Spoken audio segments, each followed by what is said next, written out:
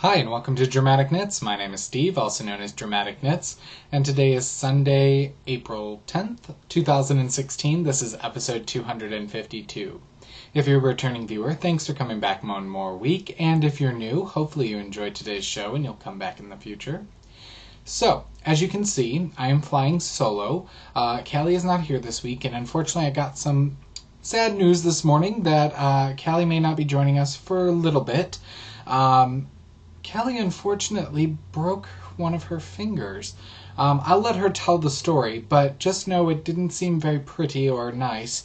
But in all Callie fashion, the finger that she broke was her middle finger, so, at least she can flip people off and claim it to be on the injury, rather than, what it probably really is. But when she does return, and maybe she'll come back next week just to sit and chat and whatnot. But unfortunately, she told me that it's rather hard for her to knit or craft right now. So she's on the mend. Hopefully, things will go upward and not downward in that regard. But it is what it is, and I'm sorry for her. I really am. I'd go crazy. So, send her some well wishes through Ravelry. She's Calisters, Calsters on Ravelry. And tell her, we're rooting for her to get better. So, you can see I'm kind of a hot mess today. It's a rainy, dreary day here. In fact, I'm in my PJs. I wanted to stay in my PJs. I put on some jeans to go grocery shopping this morning and then promptly came home and put my PJ pants back on. But, I was even like, oh, do I want to record? But I did. And so here I am. But that being said, I don't have my contacts in, so I like my glasses, but they're large, so they reflect the computer screen. I have the brightness turned down on the computer screen, so hopefully that'll help. But it is what it is. So let's get started with a week in review, shall we? I taught all week last week, and it seemed like a very long week. It wasn't very stressful, but it seemed like an extremely long week. So, nothing really eventful on a school front in those regards. I think I have about 30 days left of school, so going into a major paper next week with all of my classes, so that's good. That's kind of a culmination of finishing a novel that we read second semester. So for those of you that are new, I'm a high school English teacher, so I teach the kids how to read and write as best as I can. So Tuesday night I went to knit night. Unfortunately, Callie was unable to attend that night either. We talked last Monday when we recorded about meeting up. Not really sure what happened, but I'm sure she had, it might have been her finger at that point. I'm not sure when she messed up her finger. It might have been, couldn't have been Monday. Maybe it was Tuesday. I don't know. Anyway, so I went to knit night and I cast on for one of my new projects that you'll see here in just a minute. I didn't get very far, but it was fun. I cast on the project with the local yarn store owner and a couple other people who weren't able to cast on that prior Saturday. It's a knit along we're doing with our local yarn store. And then Friday after work, my leading man and I packed up the car and went to Indiana, where he is from, his hometown. Our nephew's birthday party was yesterday. He turned 6, or will be turning 6. They had it about a week early. And it was a small little get-together, but, it was nice to see the family and start to see them more regularly. Now that he has his weekends off, we can go up there more often. But it is a 4-hour drive. The nice thing is I got a lot of knitting done on the drive there. Watching podcasts on my phone while he drives, and I have a nice little doohickey that attaches onto the car vent, and it'll hold my phone so that I can put on earbuds, and he listens to podcasts, and I knit, and I've got my little wraparound neck light that shines down. It's got 3 different settings for regular white light that I never use in the car, and then a red light, which is less obtrusive to Andy, so he doesn't seem to mind the red light. I always check with him. So but I did get a lot of knitting done. And then, so yesterday was the birthday party. We also took his mom out for her birthday dinner because her birthday is coming up soon, and ran a few errands with her. And then we headed back about last night, got in about 11 o'clock last night. So, out on Friday, back in on Saturday. We came back yesterday instead of today because we needed to get some work done in terms of dyeing and business stuff done today. So we're getting there, but we're taking it kind of slow today. It's just, again, one of those kind of lazy, get a little bit of work done, kind of relaxed days, which is nice because I need that. It's a busy April for us. So, and not going to get much relaxing done next weekend. Maybe a little bit on Sunday again. All right. So let's get to the knitting. What's taking about? I have 2 finished objects for you this week. Like I said, I got a lot of knitting done in the car.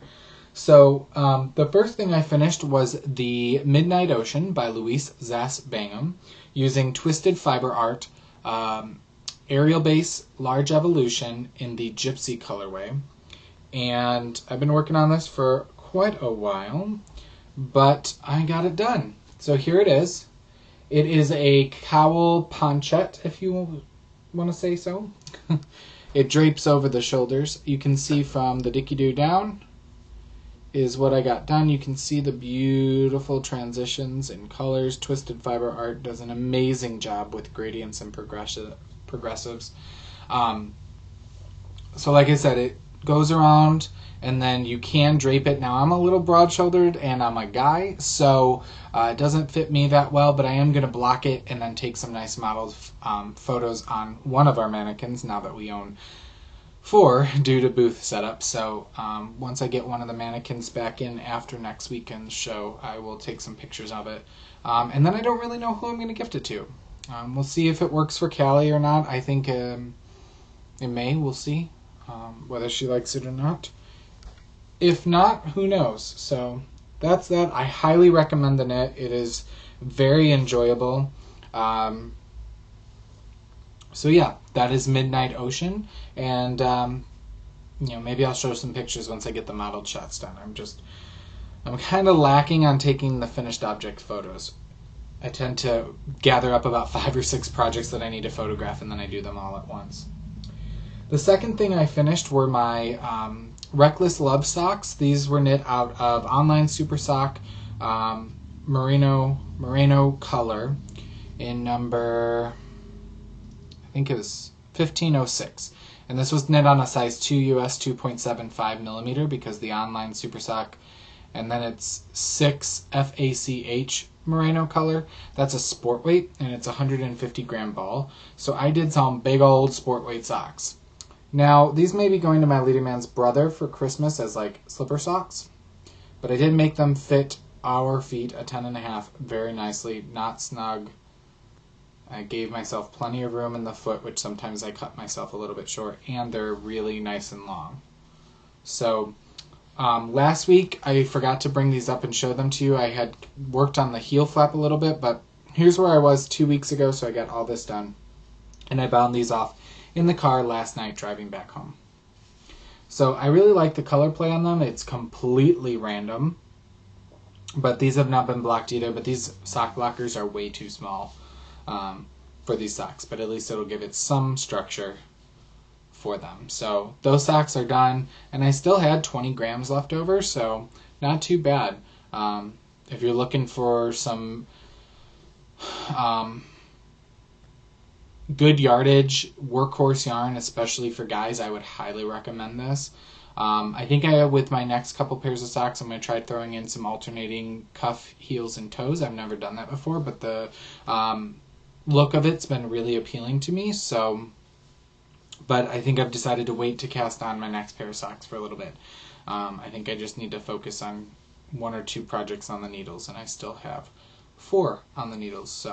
But these are done, and I think I did about 10 rounds of ribbing, 70 rounds down the leg, slip stitch heel on half of them, turned the heel, picked up the gusset. I did 70 rounds down the foot, and then my normal rounded toe. And I tried to keep some notes on my project page on Ravelry. All right, so what's performing this week? What am I working on? The first thing I don't even think really I worked on. We're going to pull it out and find out. I don't think I worked on this week. I don't think I've had time. But that's Banner Day by Megan Williams. Nope, I didn't work on it, but I'll show it to you real quick. I'm knitting this out of Leading Men Fiber Arts Showstopper in the Metamorphosis colorway, and the Diggy Doo is exactly where it was. I had only worked on it a little bit last week, and yeah, I didn't get to this. I had 2 new cast-ons this week, and traveling and finishing up those projects, plus I got some cross-stitch done, and things of that nature. So that's the Nana size 5 US, which is a 3.75 millimeter. So that's the next thing I'm going to work on. That'll definitely get some progress this week. Next, I did work just a little bit last night in the car on my Father Time Cowl, which is by me. I'm knitting this out of one of our Leading Men Fiber Arts Improv sock blanks, which is the same base as our Showstopper. It's just a sock blank in the Jaywalk colorway. And here's the sock blank that's left. And I did not put in a Dicky Doo since I just picked this up last night. I think I put in a couple more rows, nothing substantial. And there it is. So you can see the lace that'll open up once it is blocked. It's a simple lattice stitch, that's all it is. It's very, very simple. But very mindless, great for talking or socializing or, you know, travel knitting. So yeah. Third thing on my needles was what I cast on Tuesday at my local yarn store, which is Quaker Lines. Yeah, Quaker Lines by Susan Ashcroft. And I'm using Liberty Wool, Classic Elite Yarns, Liberty Wool Light in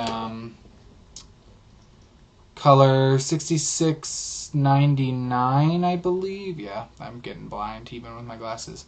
Which is the Cloudy Dawn colorway on size 6 US 4 millimeter. I was trying to... Here's a picture of the pattern. So she writes her patterns very interestingly. This is the second shawl that I've knit of Susan's, and once you wrap a rind around it, it's fine. So I did ball up my yarn just so it wouldn't be rolling all over the ground at the local yarn store, so she let me wind up a ball of yarn, which is right there. I believe this is a 50-gram skein. Yeah. And here's where I'm at. I've had one color transition from this this tan to this softer brown. You can see the garter ridges and stockinette ridges in between there. And yeah, so I'll be interested to start working on that again. I just worked on it that Tuesday night. That's all I got done at midnight in about an hour and a half to 2 hours. So the last thing I'm working on is Ayano by Mercedes Tarasevich. And this is done as a knit along with the Super Summer Knit Together this summer, which I will be attending and vending at. And Mercedes is one of the teachers, so they're doing any pattern by her through the month of April and May.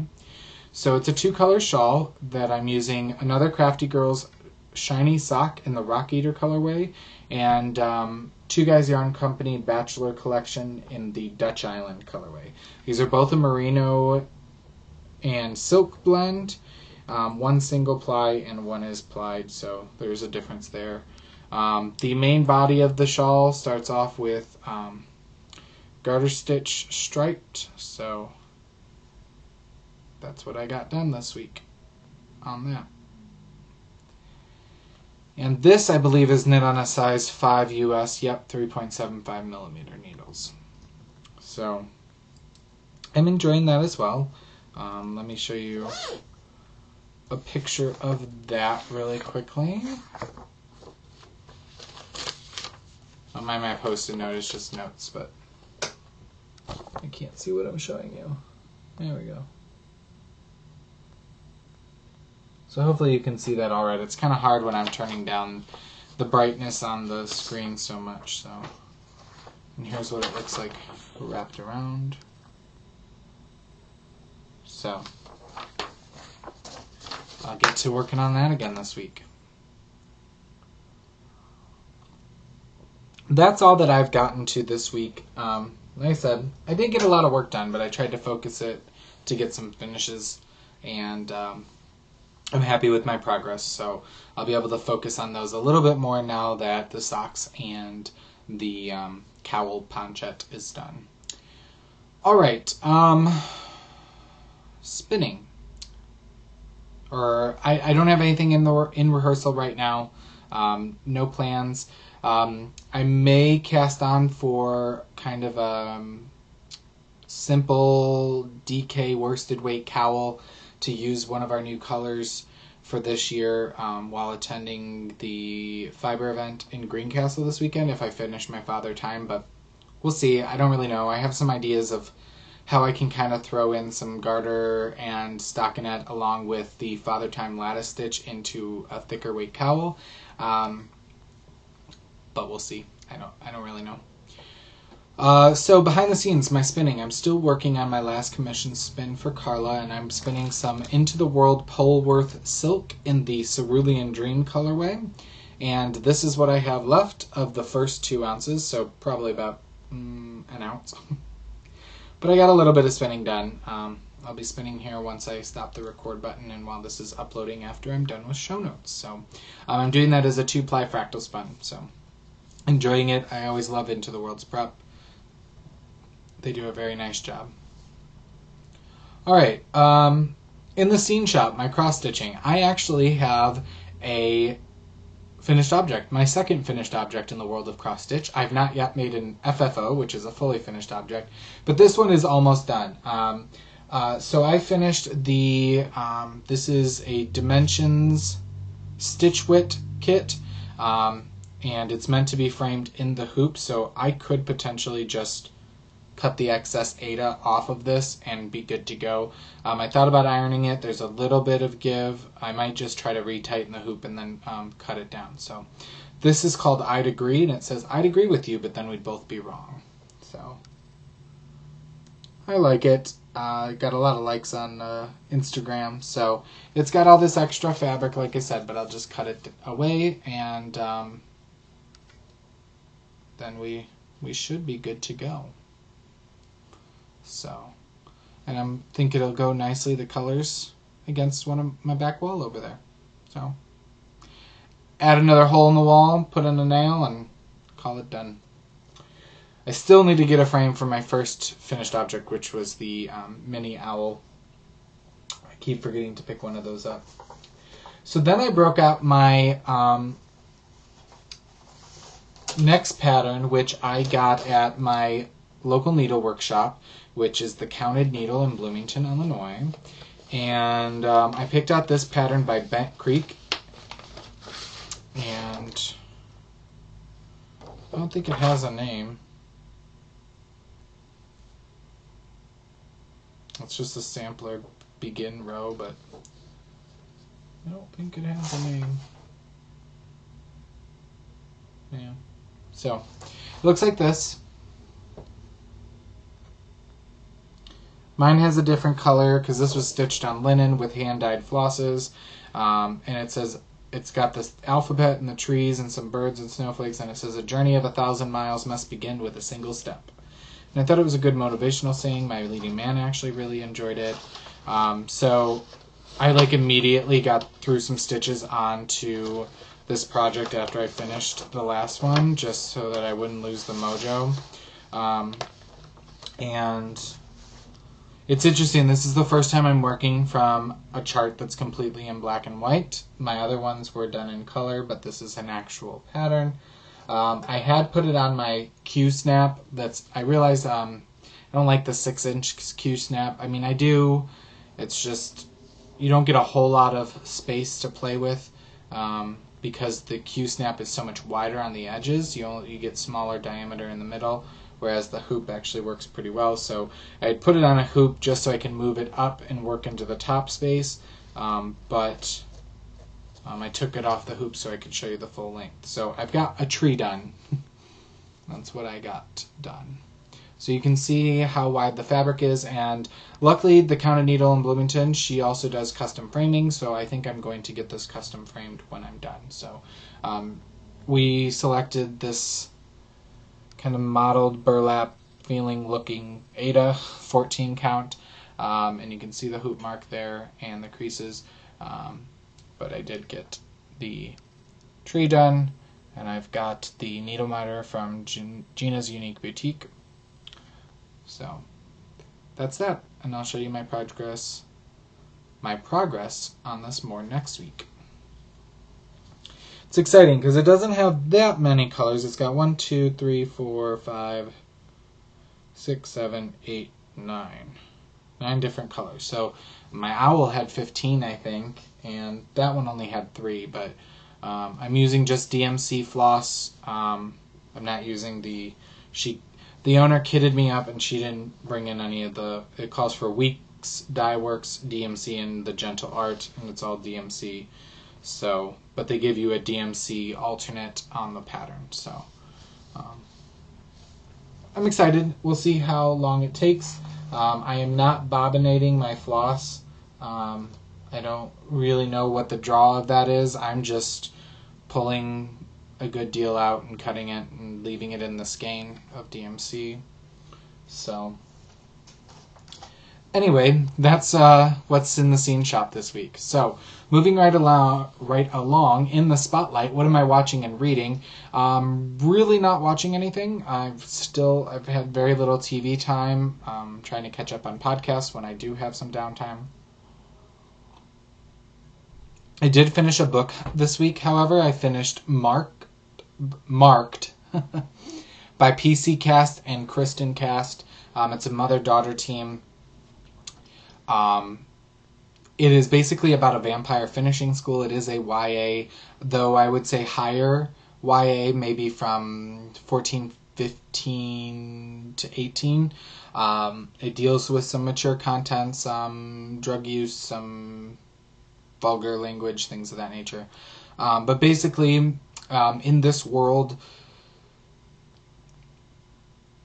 teenagers are marked when they are to become vampires. They don't get bitten. It's kind of a genetic predisposition, and so trackers find them and mark them, and they get these tattoos from their foreheads over their eyes, and like a moon shape, a crescent moon on their forehead, and they're called fledglings when they're marked, and then they have to go to a vampire finishing school called the House of Night. That's what this series is called, is the House of Night series, and they have to go there or they pretty much get sick and die, and they are then trained on how to become a vampire, though they are not yet truly vampires, and they could potentially their bodies could not accept the change and transition, and they could still potentially die. So they go through 4 years of school, and by the end of those 4 years after being marked, they will either transition into a vampire or die. So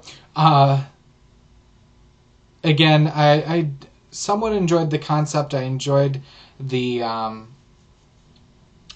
narrator for the most part. I believe she's either Australian or British, though she plays off of being American, which is what the main character is. It's set in Oklahoma, around the Tulsa area. But there's some words that she did not pronounce correctly, and so she did a lot of different dialects and things, but one thing that bothered me was the main character, went to drama class, and she would say drama, and I'm like, maybe that's an Oklahoma thing? I don't know, you guys can tell me, but I was just like, it was like nails on a chalkboard every time I heard it. Drama class. But she didn't have, like, the Oklahoma accent. Another character did, but the main character did not, so I don't know. There was a lot of writing as if teenagers were talking, and since I deal with teenagers all day, I kind of get enough of that, so that was a little but that's where the mother-daughter team came in, because the daughter who writes with the mother kind of brings in that younger voice. So, I mean, I guess it's truer to how the younger generations are talking, and behaving, but I see that enough. So, but is what it is. I recommend. I listened to it. I got it through Audible. I enjoyed it. I think I gave it 3 or 4 stars. So I wouldn't say don't. I wouldn't not say don't read it. Let's not use a double negative. I was trying to, but it didn't work. I would say if you're interested, give it a shot. Again, that was marked by PC Cast. So I started listening to a new book. I'll tell you about that when I finish it. And I'm listening to one still here and reading when it works. So trying to keep 3 in the lineup. Speaking of books, though, I do have a book review for you this week. The lovely, lovely ladies over at Dragonfly Fibers, their PR person sent me a copy of their brand new book, which features all of their yarns, and I'm so excited to show this to you, especially since I met one of the owners of Dragonfly Fibers at YarnCon last weekend, and I showed you some yarn that I'm going to show you again that's going to go with a giveaway with this book. A digital copy of this book that I'm going to review, as well as the skein of yarn, will be up for grabs in a thread that I will open on our Ravelry group, which is Dramatic Knits, no space, one word, Dramatic Knits, video podcast group on Ravelry. So if you haven't joined our group, come on over and join. You must be a member in order to be eligible to win this wonderful prize. So, this book, which you may have seen on other podcasts, and I'm not going to spend too much time just because so many podcasters do get these books anymore, but I do appreciate that I do get sent them, and I think we all give a different take to it, and I hope that I can as well, especially being a male voice in the world of knitting and fiber art. So this book is Dragonfly Fibers presents Masterpiece Knits, the Modern Collection. So that's that. And there's an introduction. Trying to see if they list an author, but I don't think they do. There's an introduction that talks about the inspiration where they created, it all started with one colorway. They created a Starry Night colorway in homage to, Van Gogh's Starry Night. And from there, a beautiful design was built out of that colorway. And so they decided, why not expand and go with some of these other great pieces of art and create not just colorways. They talk about how the colorway isn't a direct representation. A lot of times Andy and I will look at inspiration photos and we'll pull colors straight out of it. Whereas they were looking more at the artistic qualities of the piece and trying to build that into the way that they designed the colors on the yarn. And then they opened up this book to designer submissions that, again, would hopefully build the architecture of their piece, their knitted piece, based off of some of those artistic aspects within the piece of artwork. So, I'm just going to show you go through the patterns very quickly and tell you what base and yarn that they use. The first one, and I got to see most of these in person, or see kits of them at YarnCon last week. This first one I almost picked up a kit for. I showed you a kit that I got, a shawl kit, the Ashburn kit last week. I almost picked up this kit, but then I was like, it's a lace weight shawl, and I'm like, if I'm going to use lace weight, I should probably do it as a shop sample for our booth, because lace, takes a while. But anyway, this is called Fractal Poppies, and it's by Toby Roxanne Barna, and it calls for Dragonfly Fibers squishy lace, which is 870 yards of 100% merino, and it calls for 1 skein in oriental poppies and then 110 yards in black, and that's done as an edging. And I liked the interesting shape of this shawl and the way it's constructed, and I love the color. Actually, it looks very much like a maple leaf, which I enjoy. Again, there's that. You can see the black edging the piece there, so I thought that was very a different take, and you can see here. Let me see if I can. You can see here the shape a little bit better. So it should stay on the shoulders pretty well, and then give you that slight ruffle effect of the shawl in the back.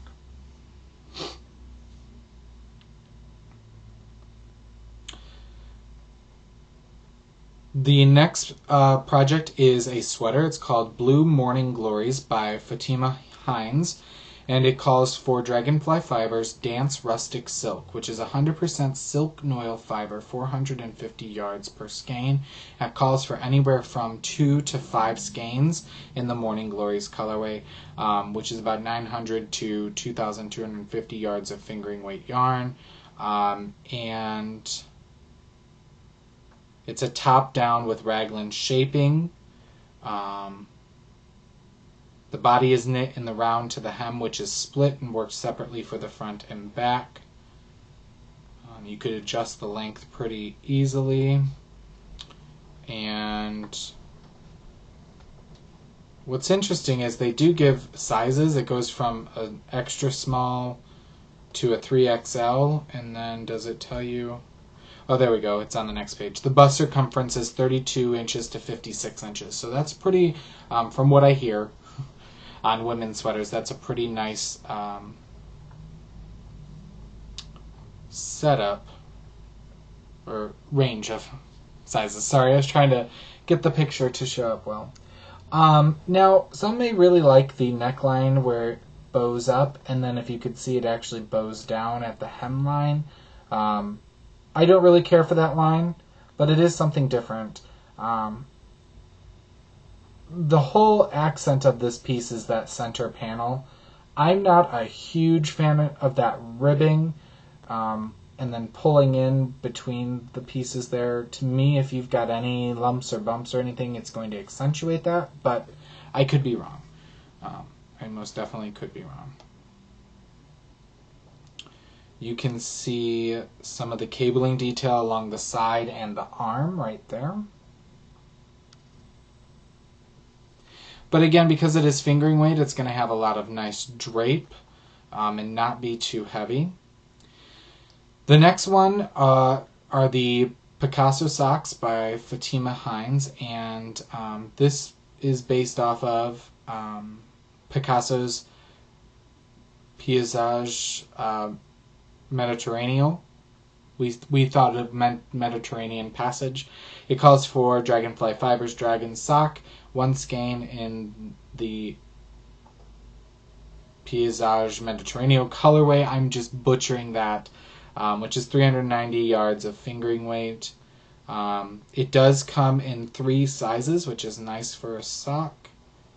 And here's what it looks like. Now this is the colorway we have to give away that will join the book. So if you win the book, you can knit these socks. And I do have a skein of that right here.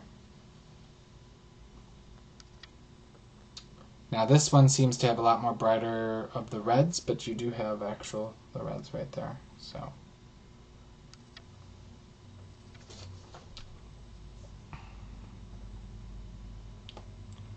they do show you some interesting details here in the back. I'm trying not to... Thought the picture would clear up, but it's not, so I'm not going to show you that picture.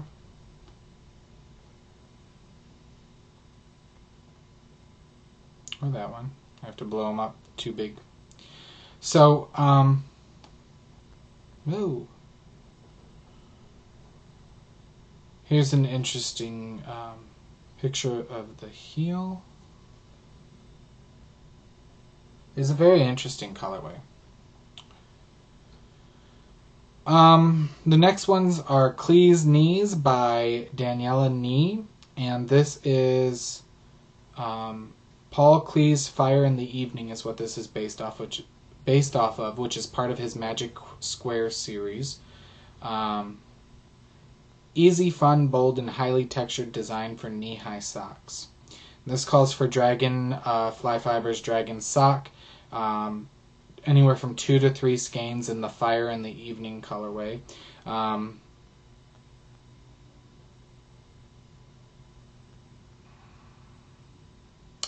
It does call for a larger needle, a 0 then a 3. So obviously you're increasing needle size to take into account for calf shaping as the socks go higher up on the leg. It is written in 4 sizes. So again, and it is a toe-up cast-on. So And I do enjoy the color on these.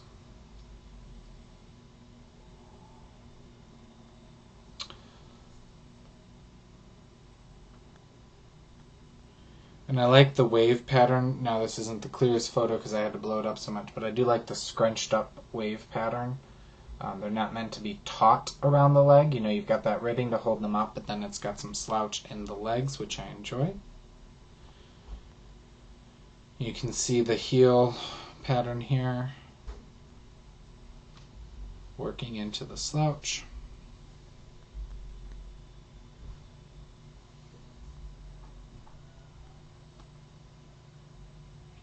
The next one is a Golden Landscape Mitts, and this is by Fatima Hines as well.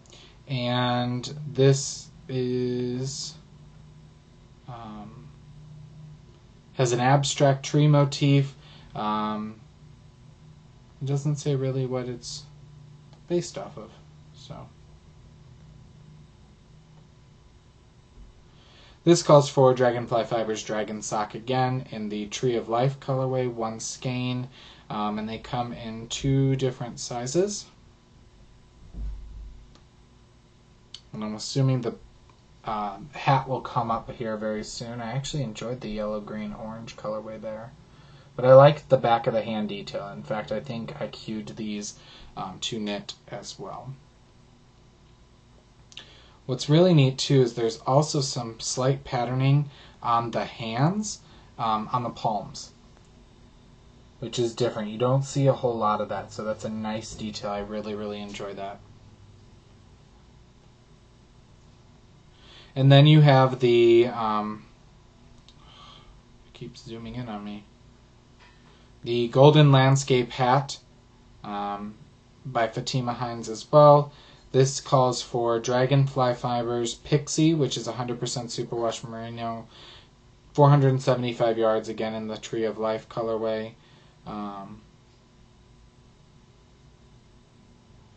Or it says that, you know, you could do it out of just 238 yards of fingering weight single ply yarn. So you could do it out of about half a skein of sock yarn. So which would be great because some new vendors like Leading Men Fiber Arts, we are now selling half skeins of our Showstopper base, so you could potentially use that to knit this. Though this, you know, has the variegated colorway in it with the patterning, but again, it would look really nice in a semi-solid as well.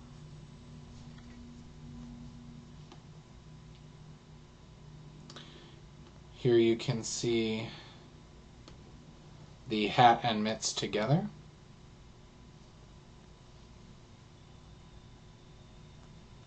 And again, together you can see the difference in, you know, dye batches between the two, but that's what hand-dyed yarn is all about, right?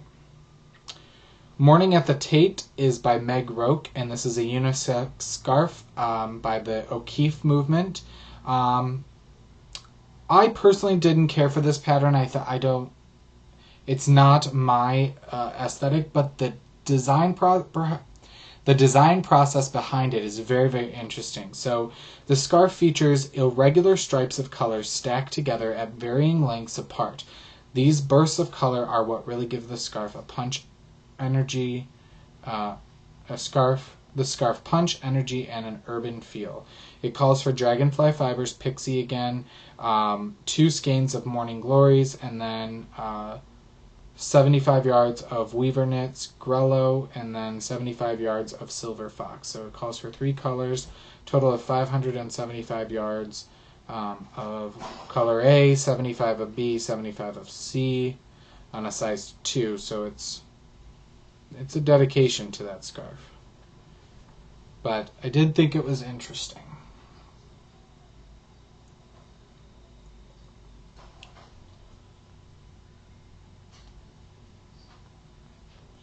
The next one is Marilyn in Color by Tanis Gray. This is inspired by Andy Warhol's painting, silkscreen paintings of Marilyn Monroe.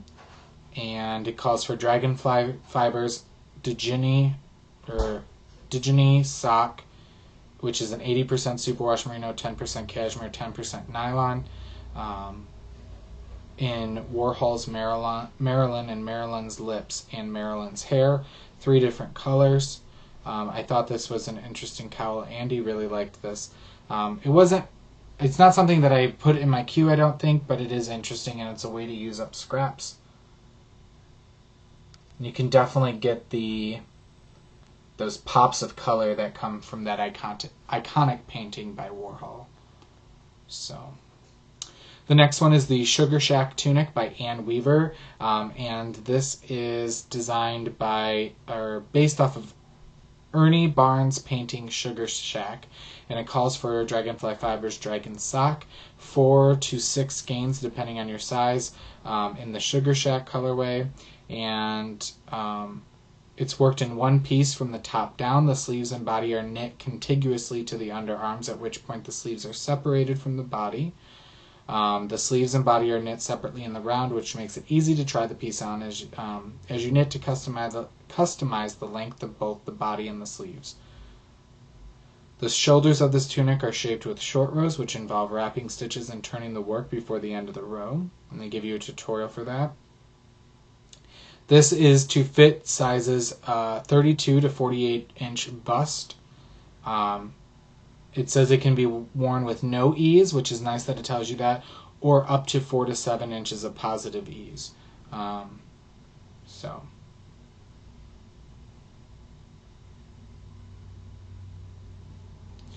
And it's really interesting the way the colors play with this. I don't know if this takes a certain type of person to wear this pattern in this colorway, especially with the pooling and flashing. If you are not one who likes pooling and flashing, then that might not be for you. Especially, it takes a confident person to have that pooling and flashing on the backside. But every yarn's going to be a little bit different. It does have a very interesting, V down the back. You can see it, the front of it here. It doesn't seem like it's very fitted underneath the arms. That may be the look of it.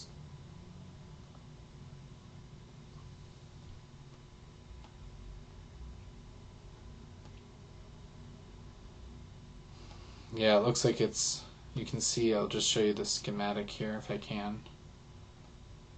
It almost has like a, not a kimono look, but like a tunic. So, but there are schematics in the book which are nice. The next one is the Rothko Beret by Rosie Garmendia. It's a slouch in an easy to remember airy lace pattern, and it calls for Dragonfly Fibers Damsel, which is a superwash merino, 335 yards, so it's about a sport weight in the Rothko Likes Pink colorway. And it comes in one size. They say due to the stretchy nature, it'll fit many sizes. So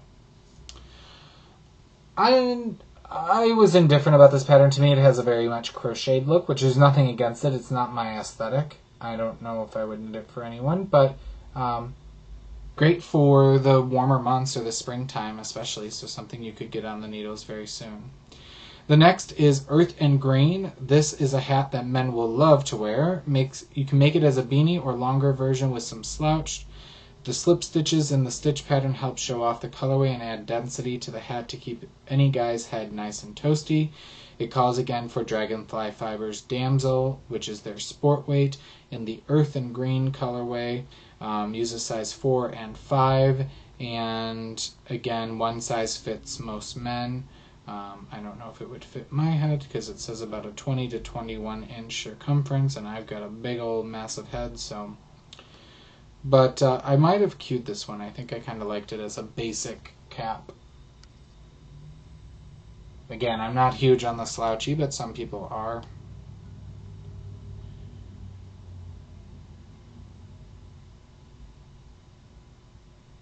The next one is called Sheaves, and it's by Barbara Benson. It's pulling from Matisse's bold cutout period, and and the cables evoke the movement of the sheaf. Calls for Dragonfly Fibers Traveler, which is 100% superwash merino, 280 yards per skein, 2 to 3 skeins depending on your size. It's a DK weight, so you need about 440 or 640 yards of a DK weight. And I think I did cue this. I rather enjoyed this one. So, again, that over-the-shoulder kind of, not so much a cowl, but let's see if I can get, there we go. Again, I think I'd look very nice in a semi-solid as well, but Dragonfly Fibers does do a very nice job with all that.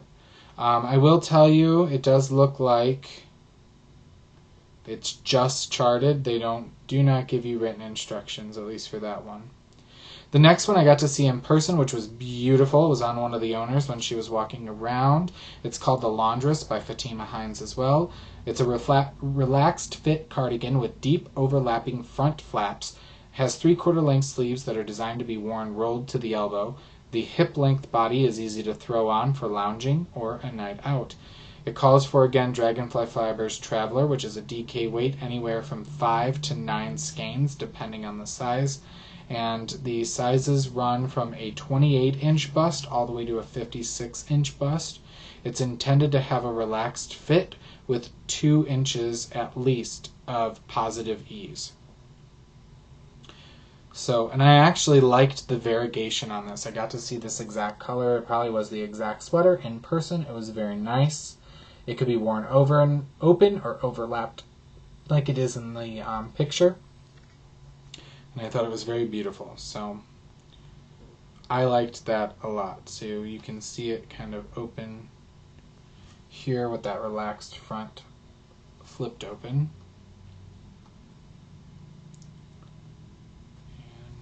There's another shot of it. Some really nice photographs done in here. Then they have the Laundress hat, which is again out of Traveler. One skein, about 140 or 170 yards. It comes in 2 sizes that you can match your sweater if you feel so inclined.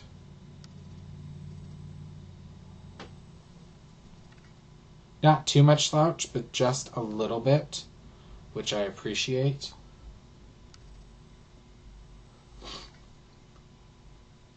Modern Lattice is by Andy Smith. It's inspired by Clee's Fire in the Evening. It's a cowl. It's the one that's on the cover. It calls for Traveler again. 2 skeins in the main color, which is Fire in the Evening, and 1 skein in Forget Me Not, which is the contrasting color. Calls for 300 yards of super bulky weight and 200 yards in the main color, 100 in the contrasting. So I'm pretty sure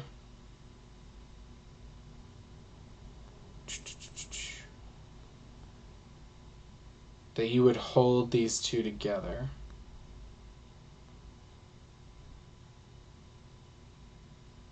But I don't see that in here.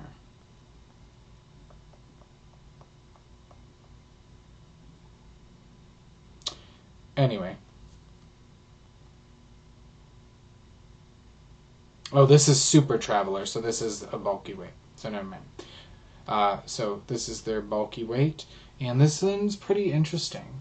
I like how the inside looks really nice, so that, you know, if it flips open like that, you have kind of both sides looking finished, and then along with this interesting lattice work up the front.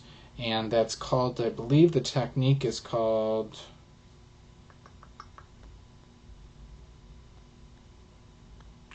daisy chain embellishment. So there's a close-up of it. And then there's a page for abbreviations and a page about Dragonfly Fibers, which is really interesting. With some pictures of, you know, them working in their studio, and then they give their acknowledgments and things of that nature. I'm trying to see if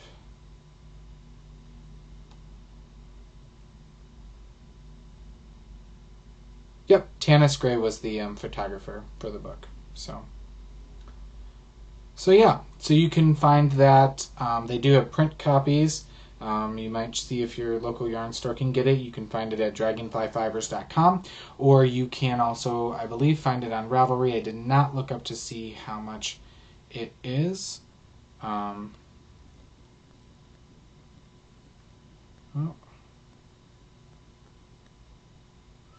So again, that's Masterpiece Knits by Dragonfly Fibers. I will look it up real quick and see how much it is on Ravelry. But will put up a thread on our Ravelry group, Dramatic Knits Video Podcast group, so you could be entered to win a digital copy of the book and the skein of the Dragonfly sock to make the Picasso socks out of. So if I look that up really quick, Masterpiece Knits. And there we are. Click there, click here. You can buy it for $18, the book on Ravelry. So, pretty good deal.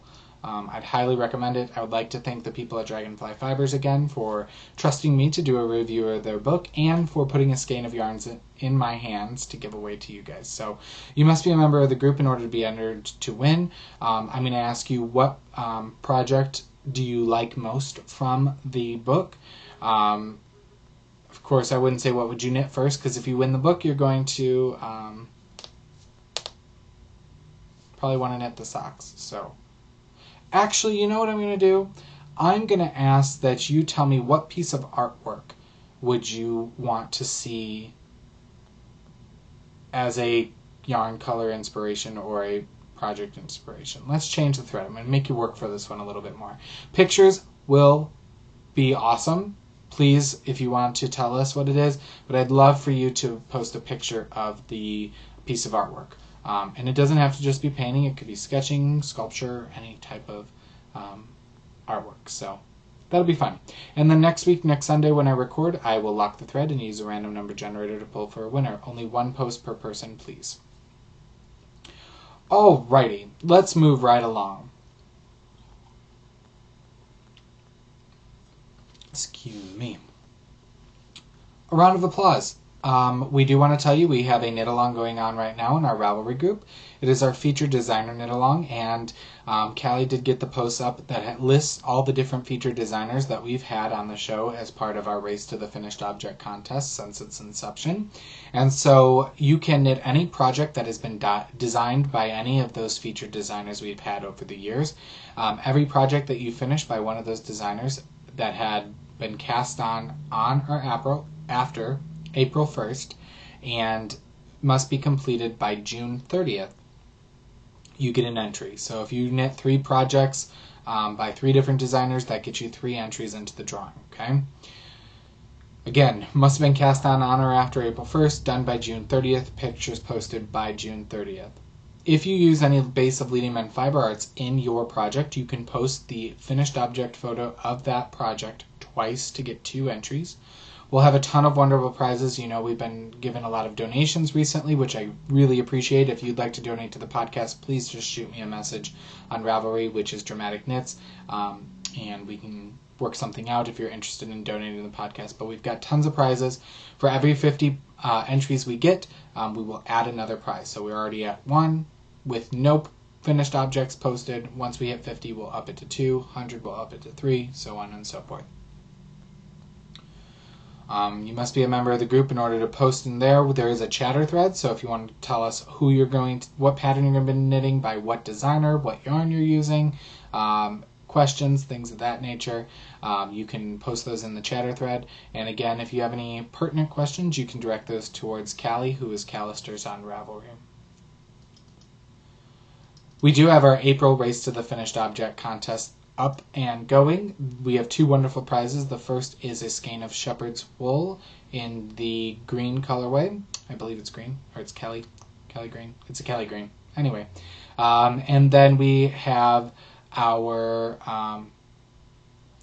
featured designer, who is Nicole Druard. I think it's Druard. She wrote a comment and I totally forgot. I meant to look it up. She told me how to say it, and now I really want to look it up. So just bear with me for 1 second, because I want to make sure that I pronounce it correctly, seeing as she's being so nice as to,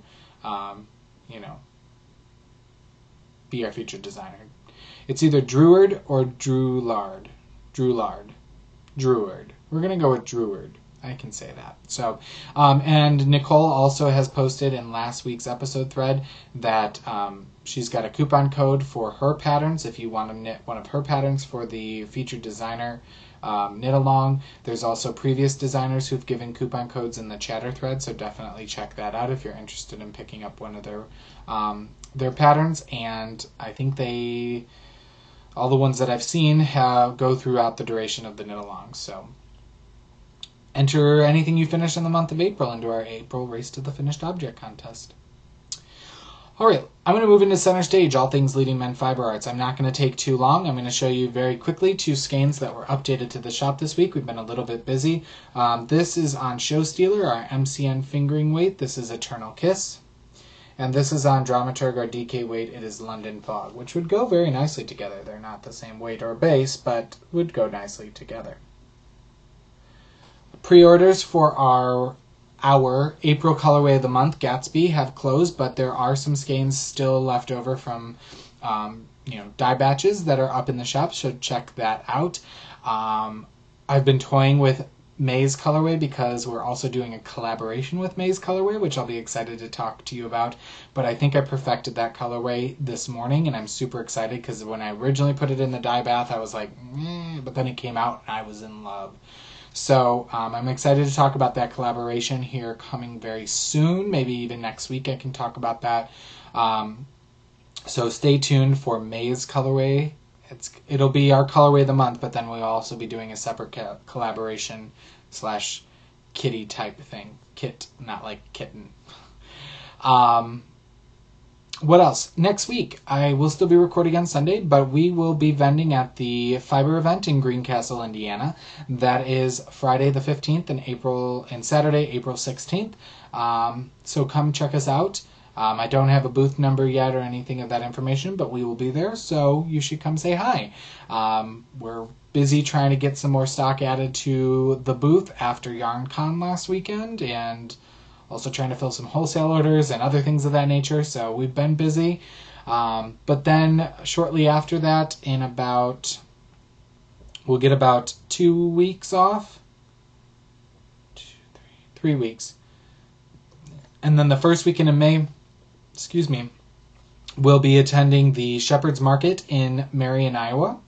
So if you're out in those parts, come check us out there. I've never been to Iowa, let alone that I know of, let alone been to Marion, so we're vended out there, so we're excited to hit the road that way.